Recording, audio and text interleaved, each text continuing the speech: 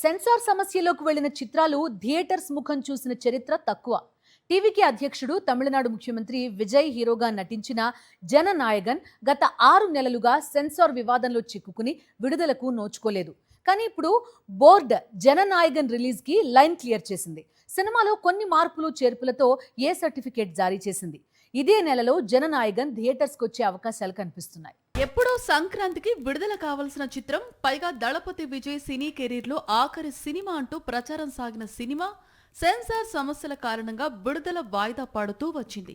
కానీ ఇప్పుడు విడుదలకు అడ్డంకులు తొలగిపోయాయి. ఎందుకంటే సెన్సార్ బోర్డు ఈ చిత్రానికి ఏ సర్టిఫికేట్ జారీ చేసింది.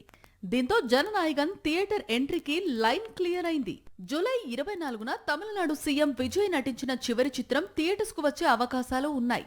ఇందుకు సంబంధించిన అనౌన్స్మెంట్ త్వరలోనే రానుందని కోలీవుడ్ వర్గాలు చెబుతున్నాయి. కోర్టు కేసులు, సుదీర్ఘకాలం వాయిదాలు, ఆన్లైన్లో లీకుల తర్వాత ఎట్టకెలకు జననాయగన్ థియేటర్స్ దారి పట్టడంతో దళపతి అభిమానుల ఆనందానికి అవధి. తమిళనాట రజనీకాంత్ తర్వాత అంతటి ప్రజాదరణ కలిగిన స్టార్స్ లో విజయ్ ఒకడు. 3 ఏళ్ల క్రితం ఈ హీరో నటించిన లియో చిత్రం బాక్సాఫీస్ వసూళ్లు 600 కోట్లు.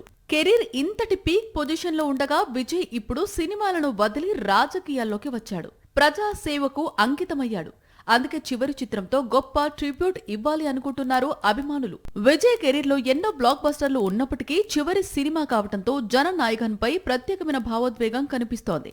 విడుదల రోజున భారీ స్థాయిలో అభిమానుల సంబరాలు, ప్రత్యేక షోలు, రికార్డు స్థాయి ఓపెనింగ్స్ నమోదయ్యే అవకాశం ఉందని ట్రేడ్ వర్గాలు అంచనా వేస్తున్నాయి. విడుదల సమయానికి దేశవ్యాప్తంగా థియేటర్ల వద్ద పండుగ వాతావరణం నెలకొనే అవకాశం ఉంది. మరిన్ని అప్డేట్స్ కోసం ఛానల్ ను సబ్స్క్రైబ్ చేయండి. నోటిఫికేషన్స్ కోసం బెల్ ఐకాన్ పై క్లిక్ చేయండి.